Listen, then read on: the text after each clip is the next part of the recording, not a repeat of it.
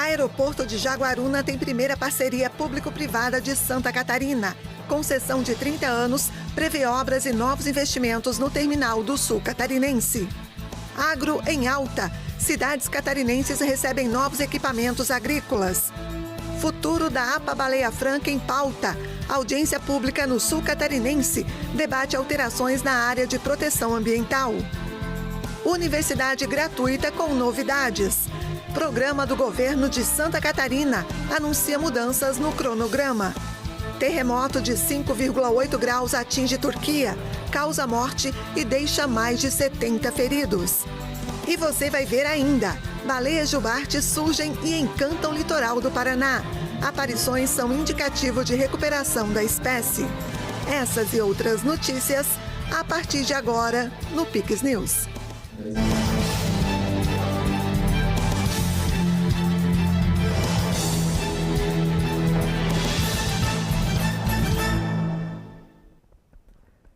Olá, sejam todos bem-vindos ao Pix News desta terça-feira, 3 de junho. Nós estamos ao vivo, agora no horário de Brasília, 8h04. O Aeroporto Regional de Jaguaruna, no sul catarinense, passa a ser administrado pela iniciativa privada. O contrato de concessão assinado hoje é a primeira parceria público-privada da história de Santa Catarina. O modelo prevê investimentos superiores a 70 milhões de reais nos próximos 30 anos e tem como foco a melhoria da infraestrutura e dos serviços aeroportuários na região sul do estado. O Consórcio Regional Sul Airport assume a partir deste mês a administração do aeroporto de Jaguaruna. A concessão foi definida em leilão realizado na Bolsa de Valores de São Paulo e terá validade de 30 anos. O novo operador será responsável por explorar, manter e ampliar a estrutura do terminal, com previsão de investimento privado inicial de 38 milhões de reais, além de possíveis ampliações futuras. O período de transição no comando do aeroporto tem até o fim do ano para ser concluído. No momento, nós viemos montando um plano de trabalho, que nesse plano prevê os nossos primeiros investimentos e como vai ser a nossa atuação após o início das operações. Assim que nós tivermos esse plano 100% feito, aí sim nós vamos assumir a operação. Nós temos uma ideia de assumir a operação em 3 ou 4 meses, que seria por setembro ou outubro assumir essa operação, fazer a transição, para até dezembro, que é o nosso prazo limite, já está operando 100% a operação do aeroporto. Entre as obras previstas estão a ampliação e reforma do terminal de passageiros, melhorias operacionais e o aumento da capacidade de atendimento. A concessão ocorre por meio de uma PPP patrocinada, modalidade que prevê participação pública.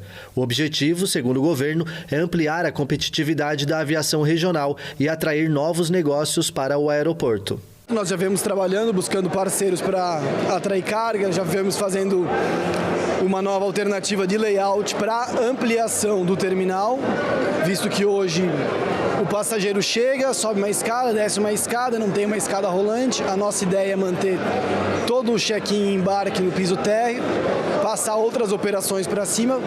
Assim nós garantiremos um conforto maior para o nosso passageiro, nosso usuário, né? E de uma forma que fique mais atrativa. Hoje a instalação do aeroporto é deficitária.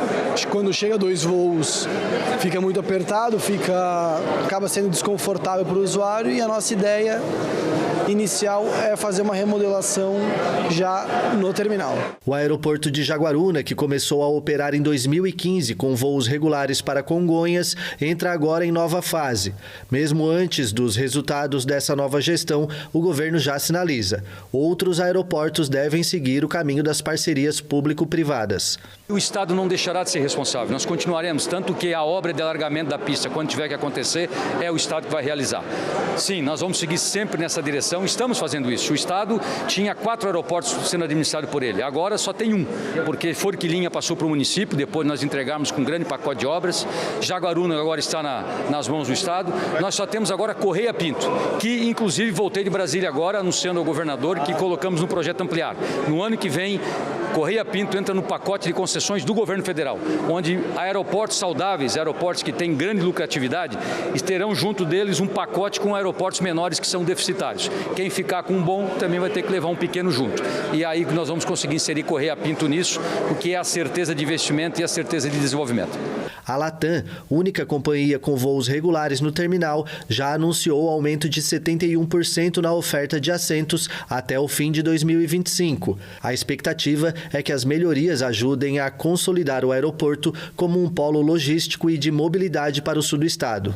Se o Estado está fazendo esse investimento, junto com a iniciativa privada, de até 70 milhões de reais aqui, é porque esse plano demonstrou que o nosso aeroporto é viável. Então é um agradecimento especial ao governador Jorginho Melo, ao nosso secretário de Portos, Aeroportos e Ferrovias também, o Beto Martins, porque trabalharam muito, trabalharam pesado para que a gente chegasse nesse dia hoje, aqui fazendo essa concessão. A empresa vai ampliar o terminal de passageiros de hoje 60 mil passageiros ano para 200 mil passageiros ano. Vai também fazer várias melhorias no entorno, vai fazer com que isso atraia mais companhias aéreas, mais voos e também ela vai investir em outras potencialidades aqui no aeroporto. Isso, sem dúvida, fomenta não só o turismo, que já traz um ganho significativo financeiro, mas também para todos os outros segmentos da nossa economia. Então a gente está muito feliz, é um dia histórico, um dia que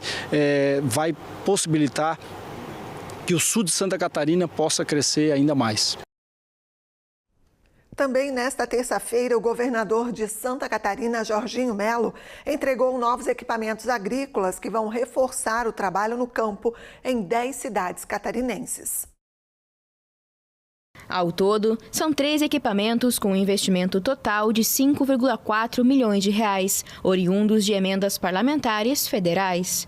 O ato de entrega ocorreu na sede da Secretaria de Estado da Agricultura e Pecuária, em Florianópolis, e também contou com a presença do secretário de Estado da Agricultura e Pecuária e demais secretários de Estado, autoridades e prefeitos beneficiados com a entrega. Então, quando chega um equipamento novo desse, bom, ajuda muito, a demanda é muito grande.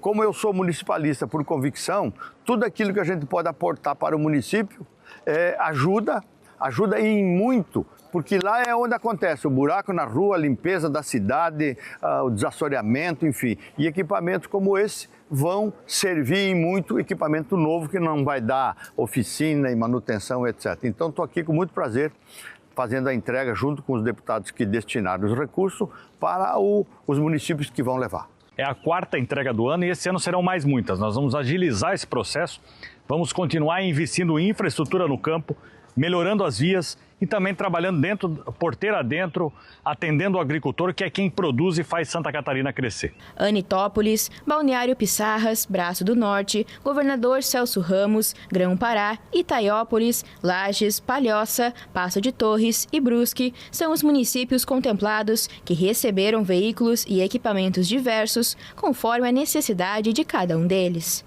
De acordo com Jorginho Melo, a pauta agrícola, envolvendo a qualidade da produção catarinense, as medidas e as boas práticas de sanidade animal, referência no estado, serão as principais bandeiras da comitiva catarinense, liderada pelo governador, que vai a países da Ásia nos próximos dias. Também em Santa Catarina, o programa Universidade Gratuita terá mudanças no cronograma. A partir do 2º semestre deste ano, todas as etapas de inscrição, renovação e contratação vão ser antecipadas. A decisão foi tomada após diálogo com representantes das instituições universitárias e dos acadêmicos. Os ajustes terão mais previsibilidade, já que as etapas serão antecipadas e os estudantes poderão, inclusive, testar índice de carência antes da inscrição. A alteração visa garantir que, no momento da matrícula, o aluno já conheça a situação dele no programa, proporcionando mais segurança e tranquilidade para planejar os estudos. Com a finalidade de facilitar para os nossos estudantes que buscam apoio no programa Universidade Gratuita, a Secretaria de Estado de Educação, a partir do próximo semestre, antecipará o período de inscrições para concorrer ao programa. Desse modo, o estudante não precisará estar matriculado no curso de graduação de sua escolha para acessar o programa. Se o estudante for beneficiado com a bolsa de estudos, ele poderá então efetuar a sua matrícula e ter toda a sua graduação devidamente comportada no programa. No entanto, se ele não for contemplado com o benefício, ele poderá tomar outros caminhos dentro da própria instituição. Isso facilitará muito a vida dele. Neste segundo semestre, vai funcionar da seguinte forma: com o lançamento do edital em junho, as inscrições, renovações e contratações serão realizadas antes do início das aulas. No primeiro semestre do ano que vem, todas as etapas vão ocorrer antes do período de matrícula, o que vai permitir que os estudantes saibam com antecedência se atendem aos critérios do programa, evitando dúvidas ou débitos indevidos. A simulação do índice de carência é a nova funcionalidade do Universidade Gratuita. Estudantes poderão testar o índice antes de efetuar a inscrição no programa, o que vai permitir mais conhecimento e transparência sobre a condição de cada aluno. Essas são mudanças que nós estamos implantando, tendo em vista que o programa está no seu ciclo do meio e ele se conclui no primeiro semestre de 2027. Então, até lá, todos os ajustes que vamos identificando vão sendo realizados pela Secretaria de Estado de Educação. O governo do Paraná vai iniciar na próxima semana a vacinação contra o sarampo para aumentar a proteção em crianças de 6 meses a menores de 1 ano de idade. A orientação foi repassada para as 22 regionais de saúde e replicada aos 399 municípios. O reforço na vacinação vai iniciar com a utilização de mais de 28 mil vacinas dupla viral, indicada para crianças de 6 meses a 8 meses e 29 dias. Os imunizantes foram enviados hoje pelo Ministério da Saúde para o Centro de Medicamentos do Paraná. Dos 9 meses a 11 meses e 29 dias, a vacina recomendada é a tríplice viral contra sarampo, cachumba e rubéola. A nova estratégia é uma recomendação do Ministério da Saúde. O Paraná é piloto no programa Dose Zero da vacina contra o sarampo. A Argentina já tem mais de 20 casos detectados de sarampo e nós precisamos nos proteger aqui no Paraná. A dose zero é indicada para as crianças entre 6 meses e 1 ano de idade. E todas as crianças do Paraná vão ter a possibilidade de tomar esta vacina, estando na faixa etária indicada, nas salas de vacina de todo o estado. E é a dupla viral, é a vacina contra o sarampo e a vacina contra a rubéola. Então quero chamar a atenção das mães, dos pais, esse é o momento de proteger as nossas crianças contra o sarampo, que é uma doença que tem um contágio muito rápido. Quero contar com vocês também para esse esforço de vacina. É a dose zero na vacina contra o sarampo. Vamos em frente. O zagueiro Marquinhos afirmou em entrevista coletiva nesta terça que a chegada do técnico Carlo Ancelotti à seleção traz uma esperança de volta à equipe. A seleção brasileira se prepara para os jogos contra Equador e Paraguai pelas eliminatórias para a Copa do Mundo do ano que vem. A seleção brasileira segue se preparando para o confronto de quinta-feira contra o Equador em Guayaquil, pelas eliminatórias da Copa do Mundo de 2026. A partida vai marcar a estreia do novo treinador da Canarinho, o italiano Carlo Ancelotti. Nesta terça-feira, o zagueiro Marquinhos falou um pouco sobre as primeiras impressões do começo de trabalho do 5 vezes vencedor da Liga dos Campeões.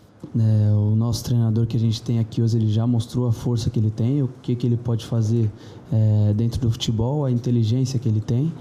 Então acho que foi isso realmente que a seleção foi buscar nele. O também zagueiro Alexandro, estreante na seleção, falou sobre a fase que se inicia sob o comando de Ancelotti. É nítido que estamos passando um momento um pouco delicado, mas pronto, é um novo ciclo agora. Novo treinador, novos jogadores e vamos fazer de tudo para mudar isso. Depois dos equatorianos em Guayaquil, a seleção brasileira vai voltar para São Paulo, onde vai enfrentar o Paraguai no dia 10. O Brasil está na 4ª colocação das eliminatórias, 10 pontos atrás da líder e já classificada a Argentina, além de Equador e Uruguai. A Colômbia tem 1 ponto a menos e ocupa a 6ª posição, a última que dá vaga direta à próxima Copa. Agora uma pausa e você vai ver a seguir. Terremoto de 5,8 graus deixa uma pessoa morta e dezenas de feridos na Turquia. Centro-esquerda vence eleições presidenciais na Coreia do Sul, com mais de 51% dos votos. E ainda, baleias jubartes aparecem e encantam o litoral paranaense. Voltamos em instantes.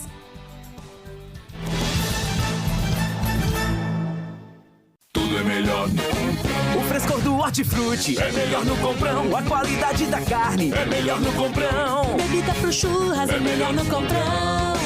Tudo é melhor no Comprão. O postinho da padaria é melhor no Comprão. Desconto no atacado é melhor no Comprão. Abastecer o seu negócio é melhor no Comprão. Tudo é melhor no Comprão. Tudo que você precisa, qualidade, economia, pagamento.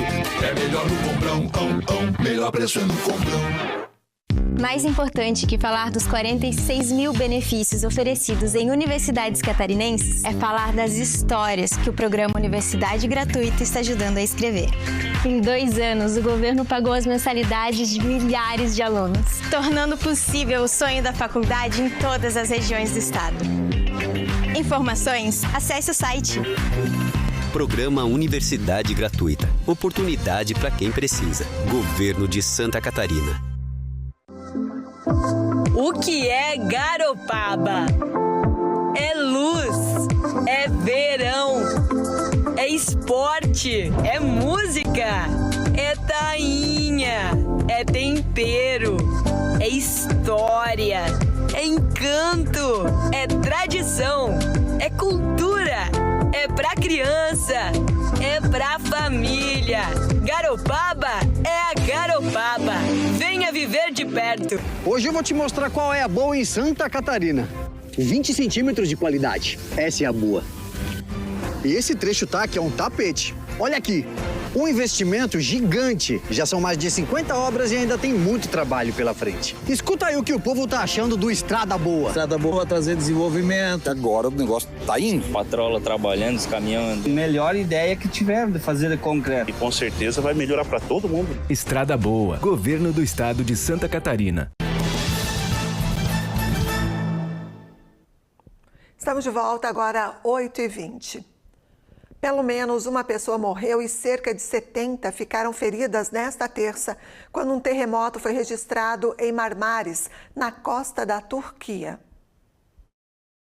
Uma adolescente morreu e dezenas de pessoas ficaram feridas em um terremoto de 5,8 graus de magnitude na localidade costeira turca de Marmaris. O Ministério do Interior informou que a menina foi levada para um hospital após uma crise de pânico e não resistiu, apesar de todos os esforços para salvá-la. A menor foi identificada como Afranur Gunli e morreu na localidade de Fethi, quase 100 quilômetros a leste de Marmaris. Os feridos foram registrados na província de Mugla, onde fica o balneário de Marmaris. Algumas pessoas receberam atendimento no local, mas várias precisaram ser levadas a hospitais. Segundo a Agência de Gestão de Desastres, AFAD, o terremoto ocorreu às 2h17 no horário local, a cerca de 10 quilômetros da costa de Marmaris. O tremor também foi sentido na Grécia e em lugares distantes, como o Egito. Os sul-coreanos foram às urnas nesta terça para eleger o novo presidente, 6 meses após Yoon Suk-yeol ter mergulhado o país no caos político com a declaração fracassada da lei marcial. De acordo com pesquisas de boca de urna e as principais emissoras de TV locais, Lee Jae-myung, de centro-esquerda, será o novo chefe de Estado. Ele recebeu mais de 51% dos votos, superando o candidato conservador Kim Moon-soo, que teve cerca de 39%. A eleição desta terça ocorreu 6 meses após Yoon Suk-yeol ter mergulhado o país no caos político com a declaração fracassada de lei marcial.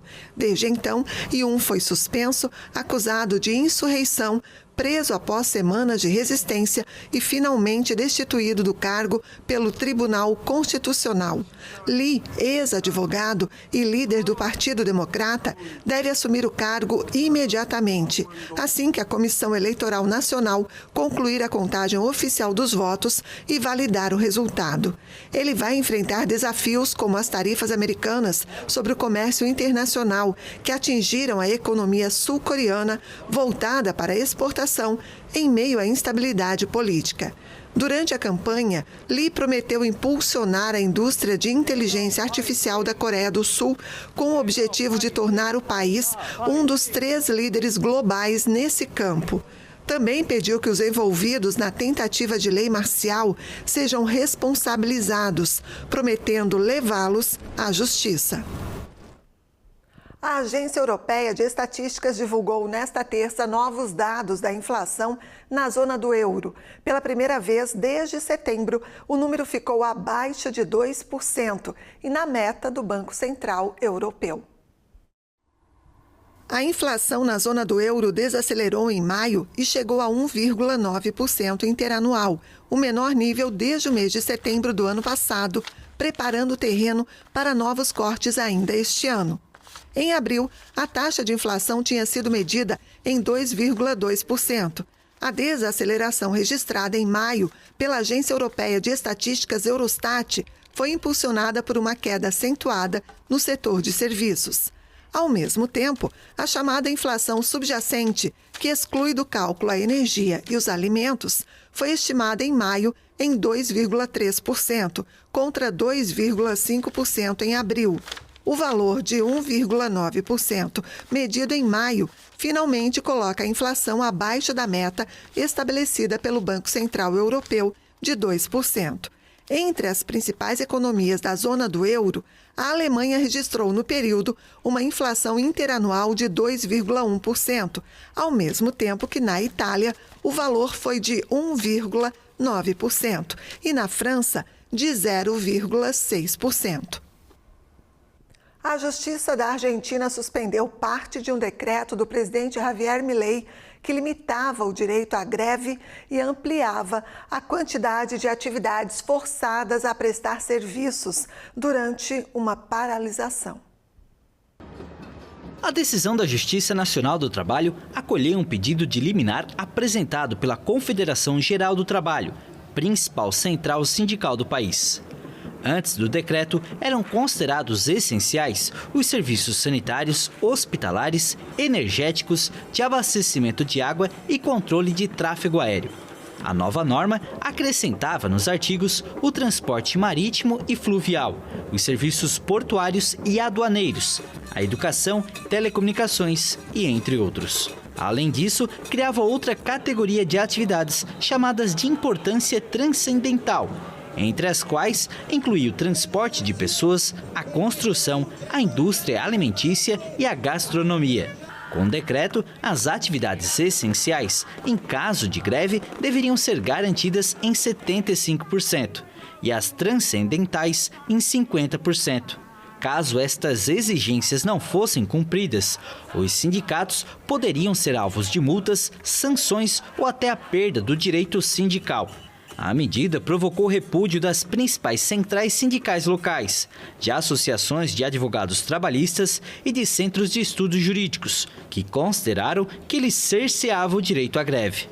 A CGT celebrou a decisão. As principais centrais sindicais realizaram 3 greves gerais, desde que Milei chegou à presidência, a mais recente em 10 de abril. O acusado do ataque incendiário contra manifestantes no Colorado, que pediam a libertação dos reféns israelenses em Gaza, enfrenta acusações federais por crimes de ódio. Ele pode ser condenado à prisão perpétua. O FBI e a Polícia Federal Americana identificaram o suposto autor como Mohamed Sabri Soliman, de 45 anos, e indicaram que o homem gritou "Palestina livre" durante a ação. But what the charges allege that he did As acusações alegam que ele jogou coquetéis Molotov contra um grupo de homens e mulheres, alguns de mais de 80 anos, queimando enquanto eles caminhavam pacificamente em um domingo para chamar a atenção sobre os reféns israelenses retidos em Gaza.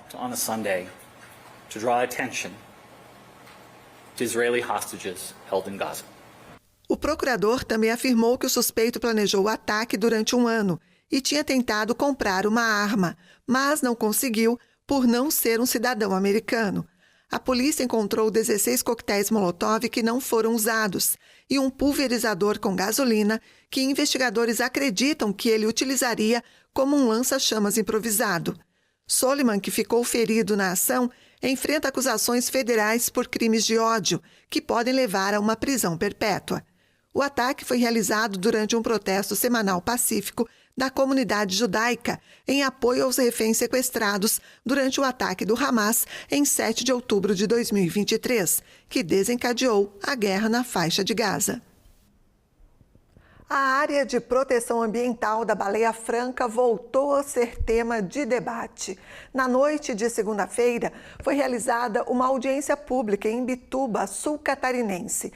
A discussão, convocada pela Assembleia Legislativa de Santa Catarina, surge após a apresentação de um projeto de lei que pretende extinguir a linha terrestre da área de proteção ambiental. O encontro mobilizou parlamentares, lideranças comunitárias, defensores ambientais e representantes de órgãos competentes. A proposta foi debatida com foco no território da APA da Baleia Franca, no plano de manejo da unidade e na importância socioambiental dela, promovendo um diálogo entre a sociedade e as autoridades. Sendo um assunto de relevância regional, o salão paroquial da Igreja Matriz Nossa Senhora da Conceição ficou lotado. No local, as opiniões foram divergentes entre a defesa da conservação ambiental nos moldes atuais e pedidos por flexibilizações. Moradores de Jaguaruna apontaram insegurança jurídica após cortes de energia e dificuldades para o desenvolvimento urbano. No município, 33% do território está dentro da área protegida, o que resulta em mais de 2.000 residências consideradas irregulares. Inclusive, na rua que eu moro, na rua Jardinópolis, o meu vizinho já está com mandato de corte. Para baixo um pouquinho da minha casa, já está com mandato de corte de energia. Se chegar na minha casa, o que eu vou fazer com a minha mãe? Vários jovens da minha idade, lá do Balneário Campo Bom, estão indo embora daquela localidade porque não conseguem mais constituir suas famílias ali, porque não tem mais uma viabilidade alimentar, não conseguem uma varada de construção para fazer o seu maior patrimônio, que é a sua maior riqueza, que é a sua casa, para constituir as suas famílias. Segundo este professor de Ecologia Marinha, os conflitos envolvendo a APA estão ligados à falta de informação para a população e a interesses do setor imobiliário. Ele defende que, exceto em casos de construções em áreas de preservação permanente, a solução para os moradores prejudicados seria a regularização fundiária urbana dentro da unidade de conservação. Uma APA, ela não tem poder para definir quem ocupa ou não ocupa uma área de preservação permanente. Então, todos os processos que estão acontecendo de demolição, corte de energia elétrica, estão relacionados a essas áreas que nós chamamos de APPs. Por isso que a gente tem que tomar cuidado com a sigla APP. APP é uma área de preservação permanente que não tem nada a ver com uma área de preservação ambiental. Então, se nós colocarmos esse fato na mesa, a gente vai ver que não tem dois lados. Todos têm que ser favoráveis à manutenção, o fortalecimento e a valorização de fato da APA da Baleia Franca. Qual seria a solução? O REURB. O que é REURB? É regularização fundiária. Só que nós encaminhamos os pedidos para o ICMBio, eles negam, alegando que tem uma lei, um código florestal e uma lei da Mata Atlântica. Agora eu pergunto para vocês que conhecem a região, por que Tubarão pode fazer REURB? Não está na mesma Mata Atlântica? Por que Sangão pode fazer? Está na mesma Mata Atlântica, Braço do Norte, Morro da Fumaça. Por que só Jaguaruna não pode? Por que só nós dos Campos Verdes não pode? É isso a nossa indignação. A APA da Baleia Franca foi instituída em 14 de setembro de 2000, compreendendo 156 mil hectares e 130 quilômetros de litoral em 10 municípios de Santa Catarina, do Balneário Rincão até Florianópolis. Cerca de 80% do território está em área marinha. No entanto, o traçado atual abrange tanto as enseadas com maior incidência de baleias francas, quanto áreas costeiras continentais, como costões rochosos, dunas, banhados e lagoas, fundamentais para a biodiversidade. O tema voltou a ser discutido em esfera nacional com a apresentação, em março deste ano, do projeto de lei 849/25 na Câmara dos Deputados, que prevê a redução da área de proteção ambiental. Segundo a autora da proposta, deputada Giovânia de Sá, do PSDB, a intenção é equilibrar preservação ecológica e desenvolvimento econômico sustentável. O texto do PL determina a exclusão de toda a faixa terrestre a partir da linha pré-amar, definida pela média de marés altas. Esta foi a segunda audiência pública realizada em municípios incluídos na APA, com o objetivo de debater e apresentar informações que possam auxiliar na tomada de decisão sobre o futuro da unidade de conservação. Acabar com a APA da Baleia Franca pode valorizar a especulação imobiliária agora, mas é um crime de natureza transgeracional. Então, não pode acontecer. A APA da Baleia Franca é importante não só para Imbituba, para Garopaba, para Jaguaruna, para Laguna. É importante para o Brasil inteiro. Então a gente luta para que a gente consiga, através da PL, da deputada Giovânia de Sá, que a gente recue, não extingua a entidade em si, a APA da Baleia Franca, mas sim recuo lá para a região litorânea, a linha que daí de fato o município vai delegar e vai fazer com que as áreas de APP fiquem APP e as áreas que são consolidadas, que pode de fato trazer a dignidade, trazer a qualidade de vida para o cidadão que hoje não está conseguindo ter. A gente está aqui acompanhando esse debate, a gente está atento junto aos pescadores, pescadoras, maricultores. Hoje, essa tradição que alimenta tantas famílias, que vivem da pesca, ela hoje se mantém nessa intensidade na região graças à APA da Baleia Franca, que abrange essa região, que incentiva o uso sustentável da região. E eu acho que toda a proposta ela tem que ser analisada. E tenho certeza que se a Câmara de Deputados ela fez essa proposta, quer dizer que o assunto é pertinente. E a gente tem que analisar todas as opiniões para, a partir daí, tomar um ponto de vista. Claro que toda mudança ela tem os seus prós e os seus contras, mas sempre se tem uma síntese boa disso, até de aprendizado, se não for tão positivo. Uma nova audiência será marcada para discutir o tema em Laguna, ainda sem data definida. E no Paraná, uma baleia jubarte jovem adulto com aproximadamente 12 metros de comprimento apareceu nadando na região perto de Guaratuba. As aparições de jubartes em águas paranaenses são um indicativo de recuperação da espécie que até o ano de 2014 estavam ameaçadas de extinção. Entre 26 de maio e 1º de junho, técnicos ambientais começaram um trabalho de monitoramento mais intenso do fluxo migratório das baleias nas praias do Paraná.